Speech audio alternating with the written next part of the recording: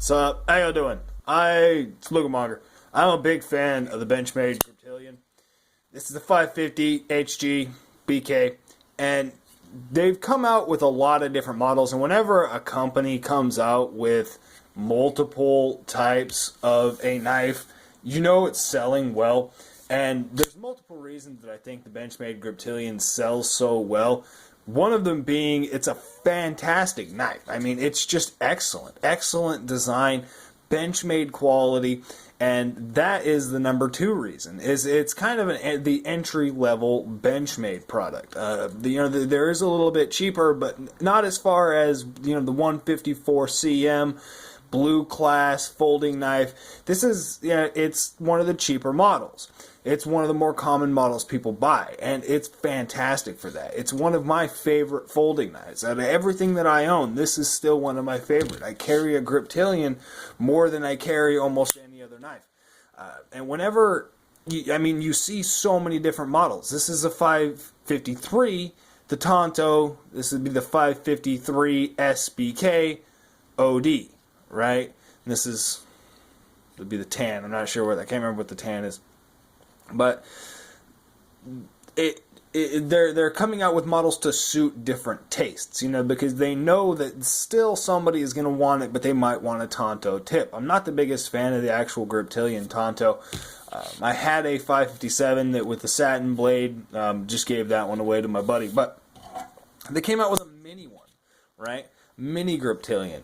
This is the PK model, PNK, and they just keep coming out with them. Now, I haven't actually heard too many complaints as on the Benchmade Griptilian. What you do hear is that people don't like the non-flow through design, right? Clamshell design, as well as it's not full lined, which can be a problem. It has the Grivery scales or Velox or GFN, depending on what model you have, it changes throughout. And so this is actually the H2O model, N680 CO N680 steel, right? Stainless steel. This is an extremely stain resistant steel. It's designed for dive knives, right? So they've actually come up with special purpose Benchmade Griptilians. And I went into the knife store today, and I was like, okay, I'm going to go buy a knife. Today, I'm going to buy a knife, right? That's what I've been working since yesterday. And I actually had them pull out, it was a Boker Gold Rush buoy, right? You can notice this one's left-handed. I got it set up for my left-hand pocket. But I had them pull out the Boker Gold Rush buoy, right? And took a look at it. I was like, oh yeah, I really like this, right? And I was going to pick it up. And then they had a Boker Quaken, right? And I'm like, okay, I can't do this knife. Let me see that Boker Quaken, right? They've always had a row of Benchmade Griptilians, right? They have one of each, okay? And eventually I will have one of each. But this one is always the one in front. The 551, it varies in color sometimes depending on who buys what color. It's always the 551 model in front, right? And it was today, except it was a little bit different. It kind of threw me through a loop because I didn't even know, right, that this existed. This is a 551-1, right? They've had a few different Griptilians with G10 scales. The Camp Perry edition is G10 scales.